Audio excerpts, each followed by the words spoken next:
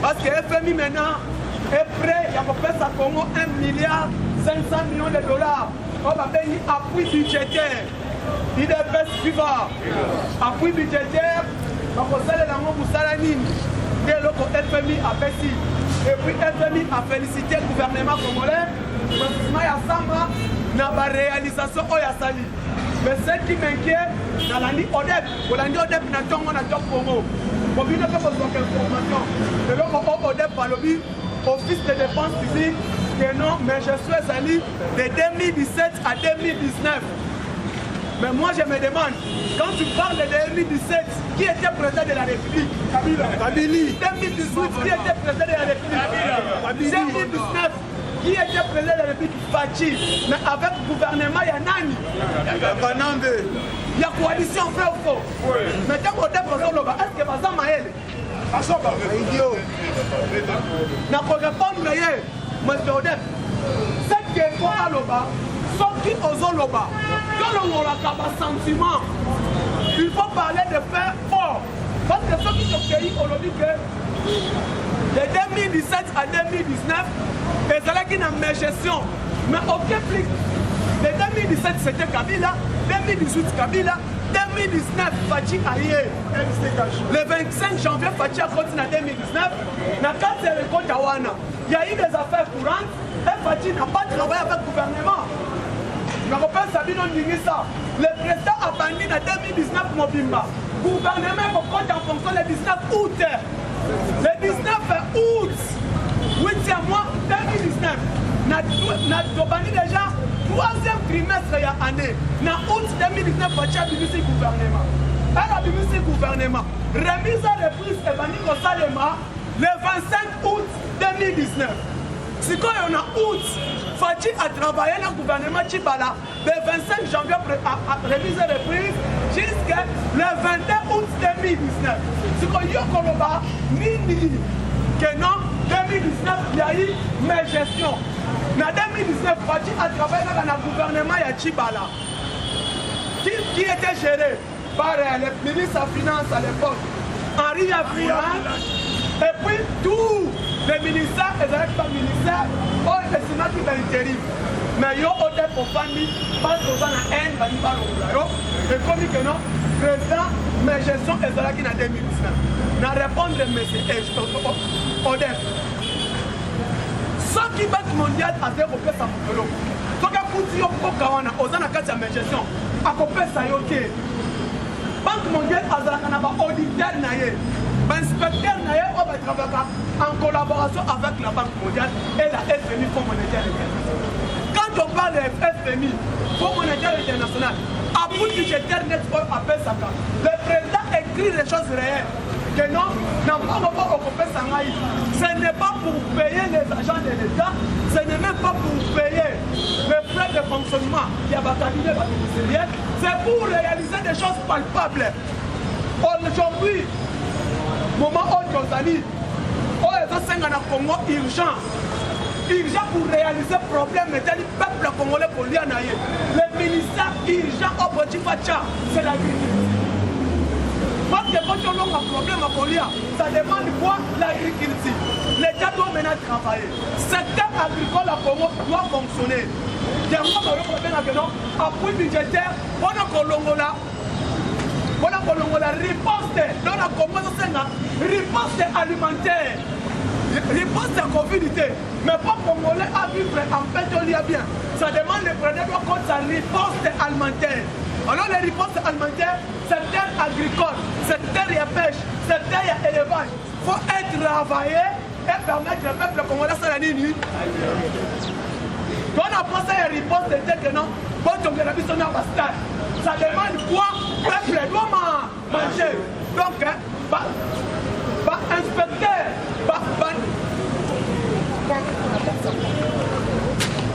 les opérateurs, il y a le ministère de l'Agriculture. Il faut passer à un projet pour les palpables. Dans 3 mois, ça m'a fait 100 millions.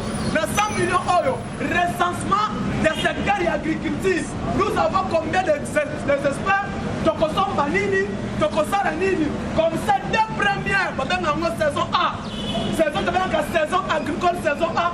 Donc produire pour faire place à la Nini, Alia. Parce que l'hypothèse des années qui gèrent. Alors, qu'est-ce qu'il faut faire? Il faut recenser la population. Première barrière, il faut recenser la population. Qu'est-ce que la population de Kinshasa demande? Ni de ça, nous n'avons pas le peuple de Kinshasa Alia. Na Congo central, bassin à Kanini. Na Kasaï, bassin à Kanini. Alors, quelles sont les provinces productives? Au potentiel du Loko Tolona, Toku Kapo peuple Asanini, Alia. Quelle province? Botanique non. Province ya Kasaï. Les provinces agricoles, ça demande le maïs. Boché maïs. Province ya Congo central. Les provinces agricoles, ça demande quoi? L'haricot, Tolona. Province ya Équateur. Ça demande quoi? Doché. Dans 3 mois pour produire un mois pour ici, évacuer à Kinshasa. Félicitations au Premier ministre. Les choses pour Tolobaka Awa, Mayokaka. Merci, le Premier ministre. Samalokon. Pour le relancement, il y a chemin de fer, Kinshasa, Congo central et Bandundu.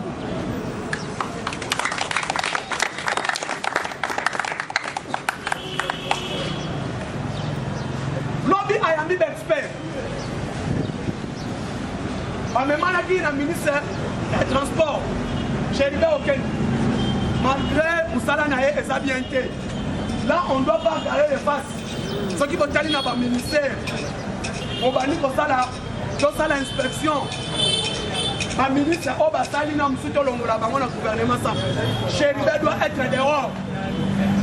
Je vous dis que non, le Loyo, chers combattants, gouvernement Union Sacrée, certains ministres dans la banque avec les yeux du Saint-Esprit. On peut sentir que non, parce que quand tu es ministre, tu n'es plus encore ministre d'un parti politique. Tu deviens ministre d'État, ministre du gouvernement. On doit défendre le pays, on doit défendre les partis politiques. Tu défends le pays et tu es national. Pas problème au parti politique, nous avons la route. Mais président Robert Kiboy, elle voyait dans le gouvernement. Il n'y a aucun ministre qui a sous la réunion du parti politique. Il n'y a aucun ministre qui a sous l'injonction. Il y a un président de regroupement politique. On peut sentir que Chéribé Okende a nommé quelqu'un qui s'y m'intérime dans le ministère Mobile. C'est l'homme arrêté, il a nommé le poste de Wana. Statut, il y a un chef de lobby existe à côté.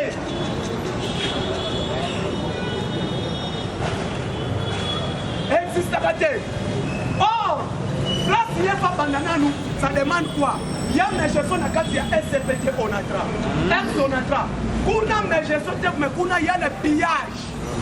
Pour le pillage forte. Là-bas, on a pillé, mon frère. On a pillé. Sauf que sur 90%, 100%, il y a des immeubles qui sont tombés. On a travaillé parfois à 85%. Mais où se trouvent ces immeubles? Où se trouvent ces immeubles? Qui a vendu? Parce que José Makila sont appoliés. Donc, le monde va s'y bagangoter.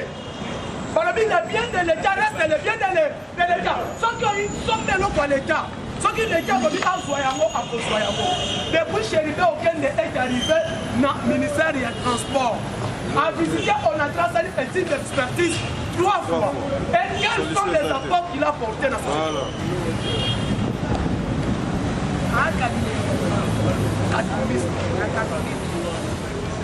quels sont les apports qu'il a portés? Mais les gens ont eu, il y a des ministères parce que ce n'est pas des Katoumbistes, ce sont des Congolais. Les Congolais sont gérés, prenons les cas. Il y a Nicolas, Tony Mwaba, tant qu'on agir. c'est ça que Azana Vision. La Naka, il y a Nicolas, qu'est-ce qu'il dit? Quand il parle, quand il agit, Azana Vision. Vision, moi, il y a Congo. Mais les Oyo, Batouana a commis, au lieu de servir la République, ils sont en train de polémiquer pour leurs intérêts. Il y a des leaders politiques là-bas. Voilà, tu vas aider la République qui avance. Pour aider la République, tu ne travailles pas pour Tshisekedi. Tu ne travailles pas pour Kabouya, ni pour Kaboul, ni pour Katumbi, mais tu travailles pour l'intérêt du peuple congolais. Parce que tu es là pour l'intérêt du peuple. Au-delà qui député représenter un peuple, tu vas agir au nom du peuple qui t'a donné un mandat. Et on a le bac à quand tu es en train de voter un député, sache-le bien, au PCF, il y a 5 ans. Aujourd'hui, nos députés de Bojata, tout le monde a des vacances parlementaires parce qu'il y a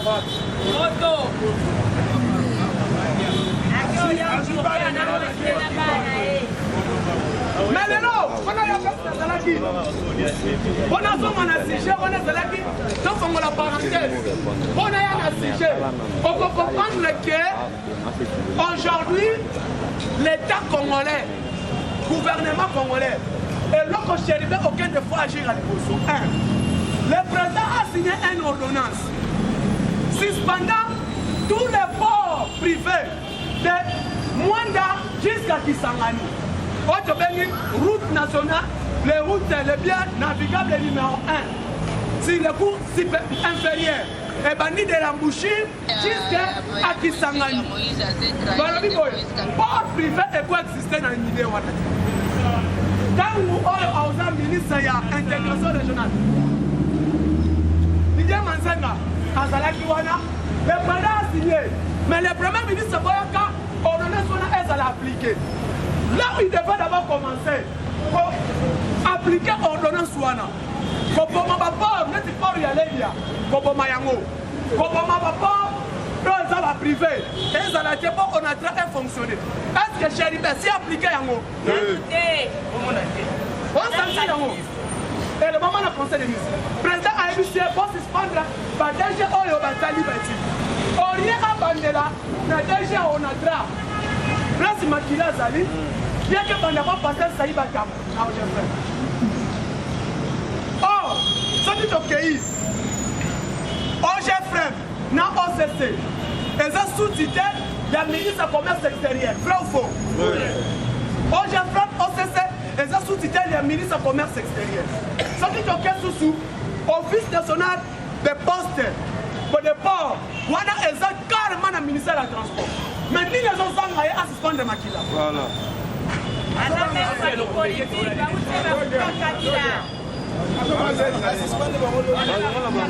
Ni les autres sont à suspendre de Makila. Parce que il y a eu des corruptions, il y a eu des détournements.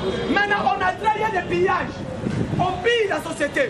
Combattant les Bissayo. Société, on a travaillé. Les bagues là, si l'État du ministère pas carburant, mais la salle de la forme marchande. Mais l'État du ministère va parler de carburant pour William. Qu'est-ce qui se passe dans Onatra? Quand on met le ministre du Transport à Sika, pas aussi pas nous la caisse et Bibi, cadeau, si le ministre est où? À Kangimuno, à Bossali. On vient à suspendre DP, il y a pas de matin. Pas de jouer la carte pour les gens à Kabila, il laisse à la patience Saïbata. Donc, pour y aller, patience Saïbata ne peut pas dans la même chose. Mais le ministère de tutelle des commerces externes, c'est lui qui devrait agir, non Chéribé, ok. Dans le niveau, à Bonelier, à sauter à niveau, à Longoli et puis à nommer Moïse Monidela, qui est cadoumiste du sang, à Simon Kérim. Il va nous conduire.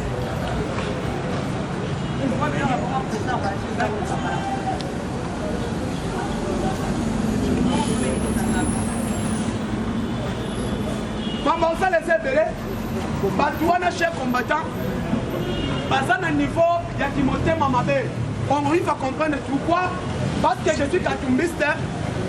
Le col a dit que Moutou a été à la Kasumbalesa. J'ai vite compris. Le col a contenir la Moïse de Kasumbalesa. On va dans la faveur, le Katumbé de Kapusa. Mais le Oyo, Likamboya, la congolité. Tu vas combien le baquet? La congolité, vous avez pas congolais. Mais les Kamba la congolité, les Kamba nationalité. On peut comprendre les combattants, ceux qui sont là, la congolité au Tchania Lobby. Et Congolais, la nationalité congolaise, et bien si accès va verrouiller, poste de la présidence de la République, n'a pas ministère régalène. La congolité. Aujourd'hui, nous vous parlons. On a besoin d'un peine à Sima. Mousset à Koti. On comprend que Moïse Katumbi a Kimaki à Kelaki Zambi. Moïse Katumbi a Kimaki à Zambi. Il y a l'État congolais. Moïse Katumbi a bloqué dans mon Zambi. Oh, peut-être ça va beaucoup. Monsieur, moi c'est Congolo. Monsieur, Katumba Mwake. Bakenda balande la bilo kwa l'État wana. Bakuti Moïse Katumbi na Zambi. Quoi qu'il me dit. Babi de papa, yoza congolais. Okangi bilo ko Congo pona nini. Katumbi aibisa mwanze Congolo. Na Katumba Mwake. Bande kona za babisie. Katumbi azalaka congolais azalaka congolais bofuta ye mbongo na biso eloko wana nde eloko ekomisi papa na biso kadio parce que abimisi révélation wana na video wana le monsieur a été tabassé après émission. C'est qu'on n'a pas compris comment c'est possible que Katumbi a commis na Babyloko Kabila Salaki Nango. Je sais que une mission bimi na plateau, Batune Balandio Babomio. Et là, ok, je suis là Baboye. Mais c'est Katumbi, Kabouya Fongola Misu pour la combattant. Sans qui président mon parlement de vous a vu problème. Une fois là, vous allez passer, c'est Shakinda. Non,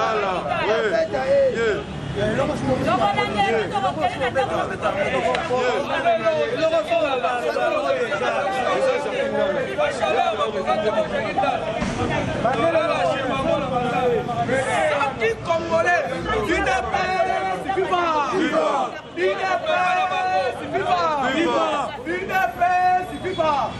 ceux qui président parlement de vous, Azar importé au monde en terre.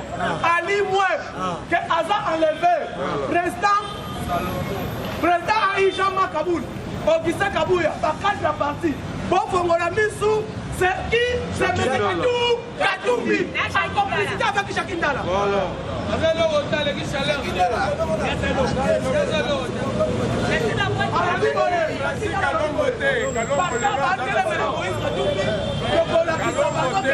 Nous sommes forts. Un individu va défendre un individu. Mais on ne défend pas un individu, on défend la République démocratique du Congo. Nous sommes des Congolais, on doit défendre notre patrie. Donc, histoire car les Zongeli Bisso. Histoire il y a Brazzaville et Zongeli Bisso. Quand vous savez à nommé Claudia, notre grand frère n'a existé. Brazzaville va savoir qui marche pour la nec en hôtel. Sans qui que Claudia n'a pas dans une place ouana. Bisso les leçons de la place n'a Saïd. Claudia n'a pas encore de la nani. Pendant que maman n'a pas encore à Irois. Comment dire ngo? Demanda papa Ibasala. Soit Christian Ibasala Nelo. Parce que Christian a lobby clair. Il est Brazzavillois. Il n'est pas encore congolais. Mais Bayami Siekaka, ça là, pas d'intérêt à Brazza, non pas d'intérêt à Saïd. Parce que Bilo Bakistan, pour ça, il ne m'a pas goûté à Saïd. Donc, pour ça, il faut maman Nabino. Tu vois, les gens, nous sommes le peuple congolais. Nous sommes des Congolais, nous sommes des combattants, mais nous sommes d'abord des Congolais. Je n'ai pas d'autre pays à partir, ni exil. Mais quand tout aujourd'hui, s'il y a un problème, alors c'est pas rouge. Deux pays, Zambie et Italie. Les gens Kabila sont défendre les titres de la Kangla. Et pourquoi on n'a pas signé la Kambisa?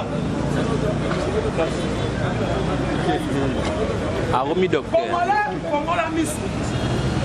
Dans un base clair, Biyamba Yamba Wanande et même nous sommes à Kambo. Les gens ont mis tout dans le. Mais pourquoi toute la classe politique est agénée par Kabila? Les informations, on a dit que nous connaissons qui t'a mardi, mercredi, Bolia. Donc, comme il y a Katumbi a comme il dans le côté, indécis. Congolais. Pendant gouverneur, il y a Congo, gouverneur, il y a Katanga. Les seuls gouverneurs, on a besoin de rétrocession à 40%. Qu'est-ce qu'il a laissé pour les Katanga? Non, mais ça fait une information congolaise. Mais frères de Katangais, vous êtes nos frères congolais. 100% vous les Katangais. Mais pourquoi on dit que les Congolais par étranger comme président de la République? Comme Kabila va Katangais. Mais les lois, il est bon. Il y a ressuscité un monsieur au Katanga qui s'appelle Kyungu Akumu. Alors, les longs naïfs Kyungu, dans le bien, ceux qui ont monté au niveau de la présidence de la République, soit passeport, qui est né qu'on fasse dans la Zambie. C'est là mandat parti, ceux qui ont commis dans Souka. Après, il y a un Congo. On postule ceux qui sont congolais par ligne de soutenir. Mais les gens, Katanga est soutenu sous l'étranger.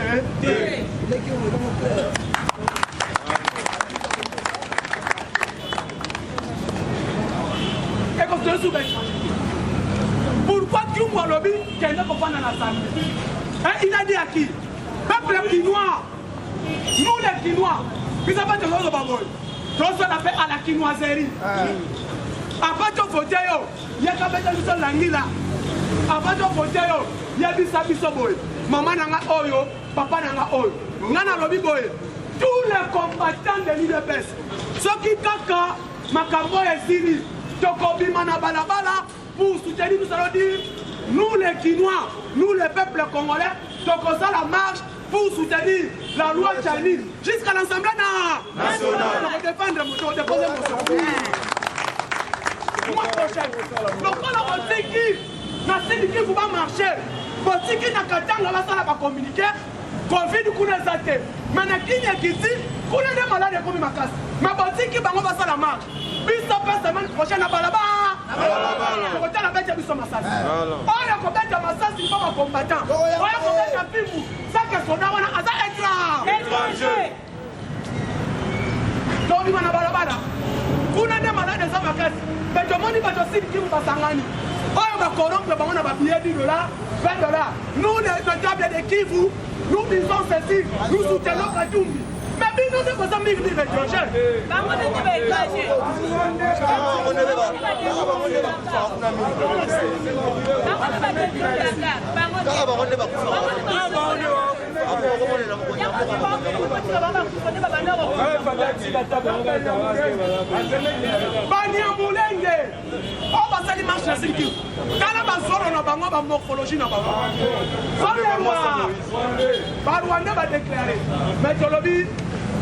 Et le peuple aussi là. La loi sera adoptée. On a dit que la vie va amender. Les députés amender. Parce qu'on soutenir Yango. Mais par le biboé.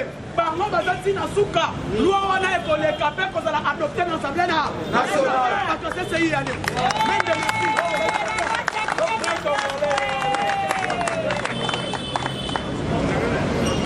Alors, ils sont fait de vos seigneurs. En économie, il y a Mosaïque qui peut perdre. Kouneza qui peut perdre, Tchaoueza qui Congo. Les Congolais, nous surtout, soutenant ces lois. Loi on a et qu'on permette de faire la France.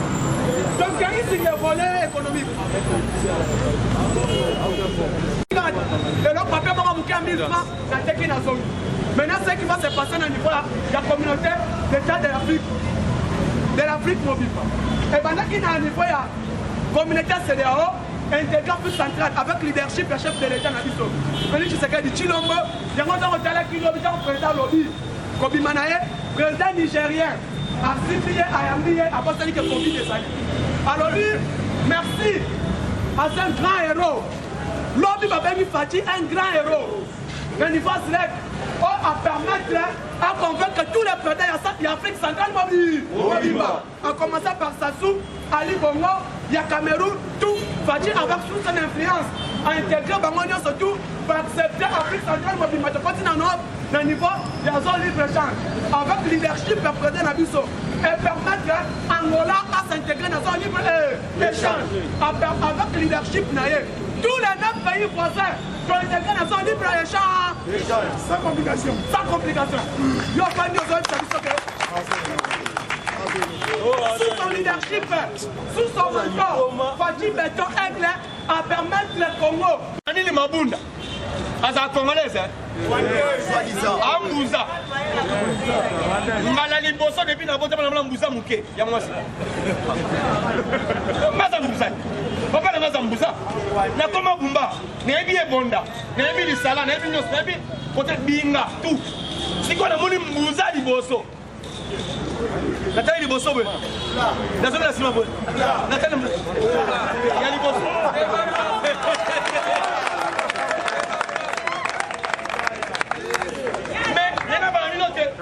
Zanini Mabunda a été ramassé par mon père. Je vous l'ai dit, c'est papa qui l'avait ramassé. Lorsqu'il y avait dans la guerre, la guerre a télé dans papa, Bazoye, Bayana et Awa. Zanini Mabunda n'est pas une Congolaise, c'est une Rwandaise. Il est c'est vivant. Maman Janine, maman Janine. Soka na mboka na bino. Sika mboka na biso. Utaloko tarayo papa. Ngamo na papa na biso repa na bino. Na limina kote kota famille na biso te na ningi atamukete. Toyo wela lo bilo. Chers combattants, bano bayanga boy. Baluka ba problème. Ba bombaga. Posa bilo na paix. Abomi peyo. On va pas combien ngamo na paix. Ndemo na moko zanga na botanga komo yo. Tebani. Toba Mbouza. Toba Mbouza. Moi, on a oublié Toba Mbouza. Mais Félix Pessa est temps. Mais tu oses la dernière coup la réunion famille. Parce que la réunion famille, tu vois, on a un chef coutumier à Rando. Mais par retour, yo ça moi nani ADN. Il a fait ce vivre. Mais les Cambo y a une nationalité. Nous tous nous sommes comme un Congolais. Mais là, il est pas comme les Congolais. Ah, on va à Kalombo. Francis Kalombo, c'est Congolais. 2015, j'ai mis dans le papa rwandais, maman de Congolaise. Francis Kalombo, papa rwandais, maman de Congolaise. Moulouba. Il y a un comme Kalombo. Mais vous tournez comme papa n'est rien. Comment papa? Papa comment il est?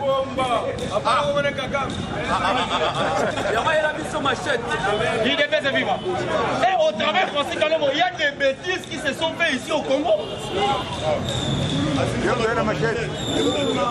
La Robert d'abord, moi, et ça m'a fait.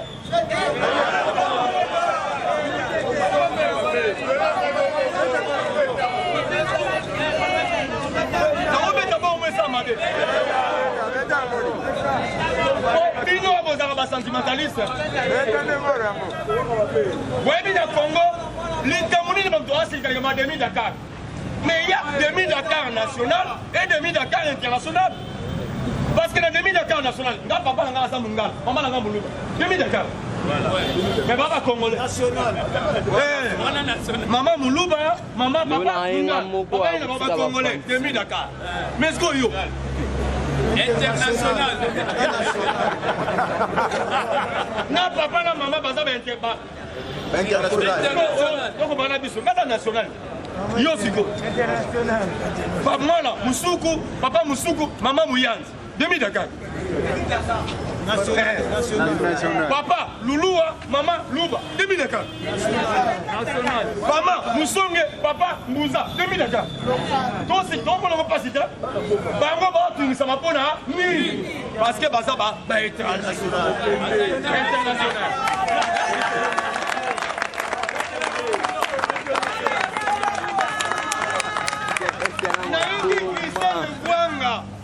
Maman Christelle Vouanga, Tantine, toi chérie. Parce que dans le boule propre, la poupée, du toy, Christelle Vouanga, le bio, il a demandé Dakar et dérangé dans la classe. Oh, il est dérangé dans la classe. Ce qu'on s'est dérangé, c'est qu'on allait, Moupaya. Dans les Congolais, la ville a demandé de s'est dérangé. Il y a des Congolais qui ont le teinture clair. Donne-moi ce qui t'aura. Congolais. Parce que, hormis les richesses sous-sol et l'environnement au Congo, dans le bien, hormis, on a un livre, on a un titre, on a un livre, on a un Eben, en Afrique. Les Congo, à part les richesses, sol, sous-sol, faune, flore, l'environnement, les Congo aussi a une richesse, ce sont ces femmes. C'est la richesse congolaise. L'Afrique entière a tout ça, à partir à tout le monde à base de la mission. Les mots de Popo, par contre, on appelle ça comme Popo, les Guinéens. Benin, il appelle ça vivant. Nakangi, parenthèse, voilà. Mais dans son île, dans ma solo, il y a une nation, il y a Poso, il y a un vieux, tiens, on appelle ça comme il y a ADN. Tout est bayo, Koko, il y a Koko, na yo à Salaka, ouah. Na Kangi, pour la santé, monsieur Diam, on est là. Parce que quand on a eu, là ça a été banité, mais on s'est retrouvé dans la Congo. On n'a pas affaire à battu à Fonkobel. Parce que battu à Fonkobel, quand je dis Fonkobel, c'est Kimbam, quartier Kimbam. Parce que la plupart des quartiers Kimbam sont des bazomb. Ils connaissent que Baouta Angola Bazar. Hein, comprenez? Mais Bango Batkata Mukolomo aussi m'a vu sur ma bénété. Mais comment Rabino, il y aura des comment Banya Moulé, Banya Moulé, Nya Moulé, Nya Moulé, Banyama. Scobiso ba Colomboka, Tony Mabino Banya Moulé, Ouzo Té, Bokende Panabino, n'a pas d'interview à mon monsieur. Tant Batanga qui a le bibo papa, Bobo Manga été pardon. Moutamemanga wa ezali ya Sarias na Kagame na mboka na bino. Même ça biso que bino boza batu mabe. What na Congo. Et les bassins de Minembwe ezali qui place pendant les garçons parce que na mabe nango ezali la richesse. Les moments même conflit ya Kamona c'est par rapport na nickel. Parce que la réserve mondiale à nickel c'est chez nous. Il est vivant. On a plus ou moins 78% de nickel mondial. Dans le monde, Azara en a 22%, le Congo a 78%. C'est Congolais. Tout le monde n'y peut pas comprendre.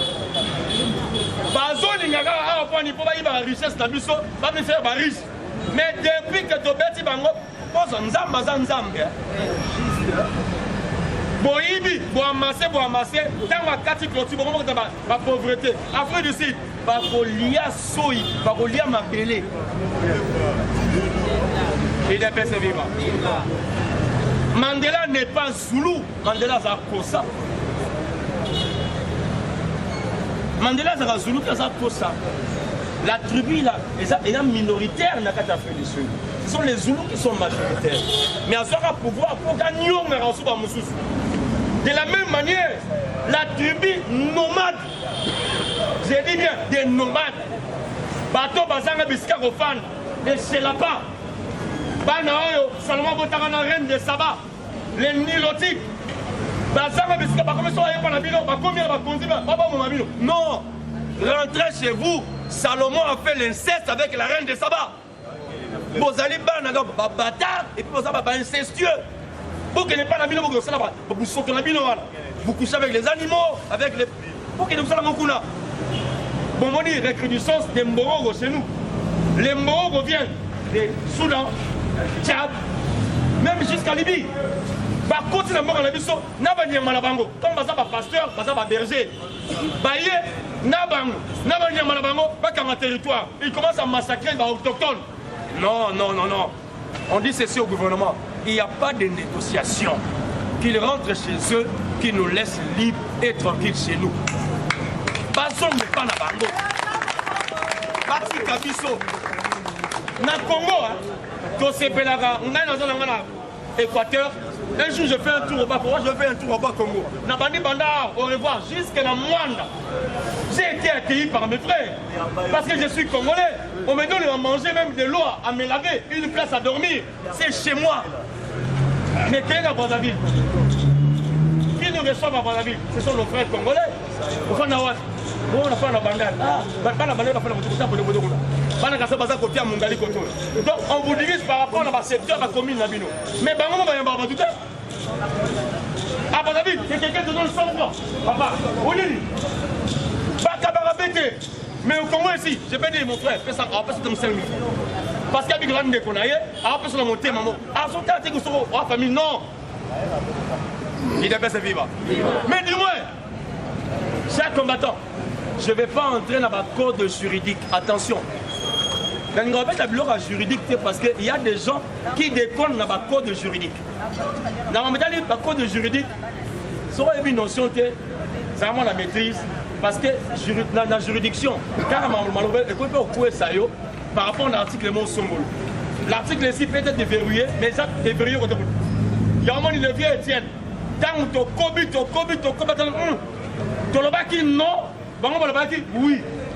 Le gars va dire oui. Parce qu'on a telle attitude par rapport à oui. Kabila, c'était un violeur, il y a un texte assigné à promulguer. Bon, soyez bien. Donc, il y a un texte. Il a fait sa vie.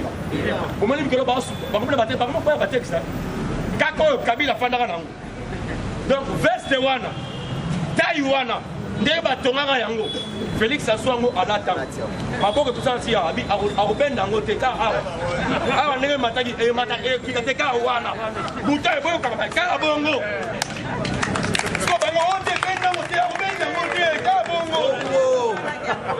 Ah, qui s'en monte un carbongo. Nous, tu regardes la taille de Kabila. Il y a la tiango. Kanemona, mort. Il est fait ce vivant.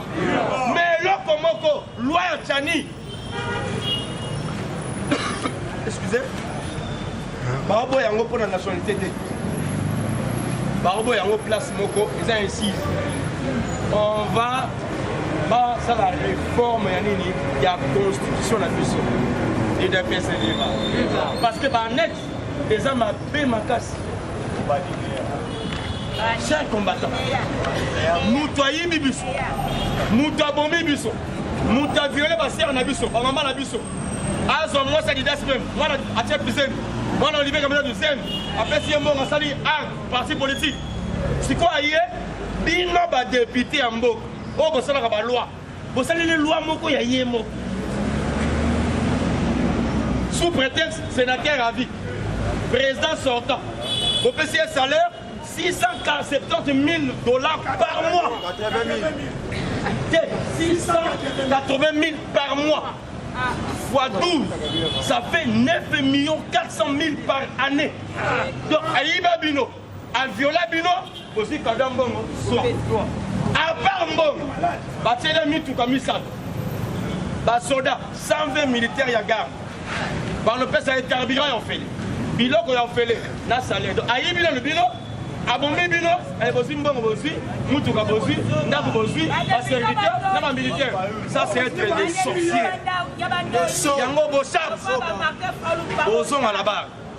Pourquoi cette loi a été votée dans l'exil de moi? Pour que Kabila s'assoive et que on alimente. Kabila paie par mois. Il peut dépenser 400 000 $ à Kabiango. Ah, c'est ma bêtise. À ce regarder 100 000 francs.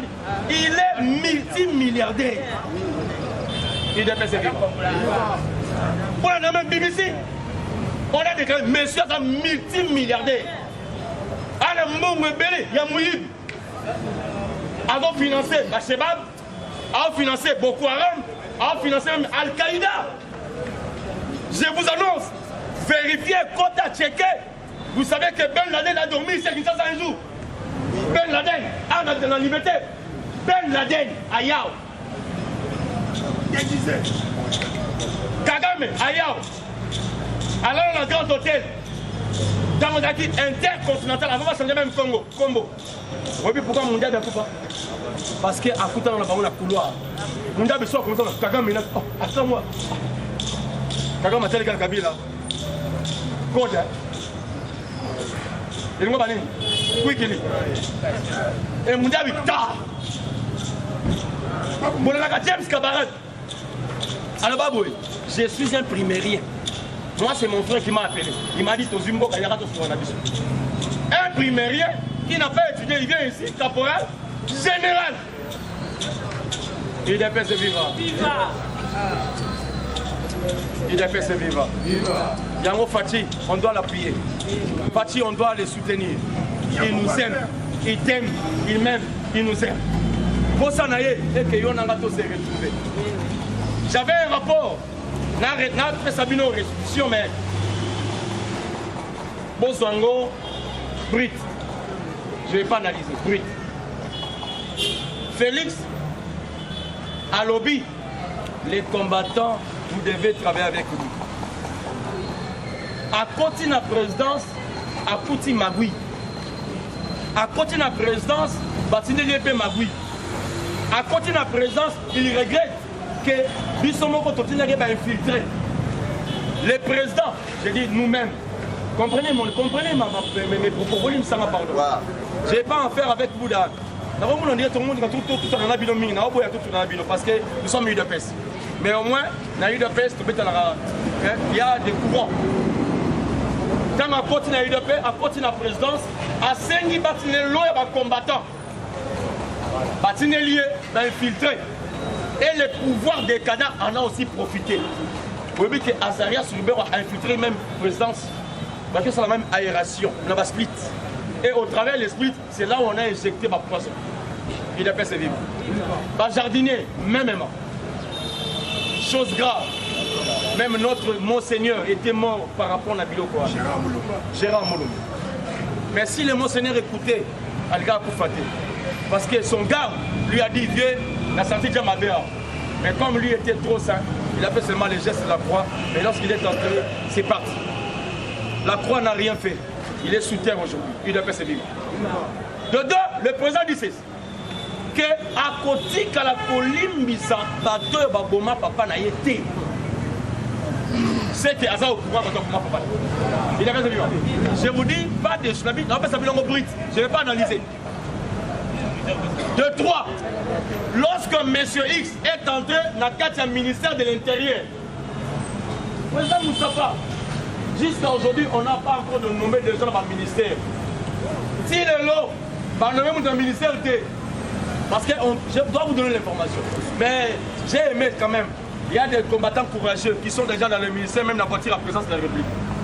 Alors, lorsqu'à continue dans le ministère, à checker, à mon niveau combattant UDPS, il était dans la joie. Mais il appelle quelqu'un. Excusez, tu es de quelle cellule? C'est dans mon niveau, c'est une cellule. À tous les tueurs de quelle cellule? À tous les cellules dans mon île. J'ai dit, dans le ministère, il y a intérieur. Les noms, vous connaissez. À peine. Attends, je comprends maintenant que ce qui est le ministère intérieur alimentaire, c'est que la présence est un peu à gogo. Il est passé vivant. Lorsque le président posait la question, il est passé vivant. Il vous répondre. Va répondre à chose grave, ça c'est Évariste. Nabiro, il y a David Moukeba, qui est conseiller dans l'infrastructure. Le président, c'était en jean, sandal. Union pour la démocratie et les progrès sociaux. Notre parti. Le président attendait que votre part accompagner. Mioué. Bon, accompagne que, comme sous la France, la français est mon boulot, mais. Refrain, chantons UDPS. UDPS. J'ai dit, je vous remercie.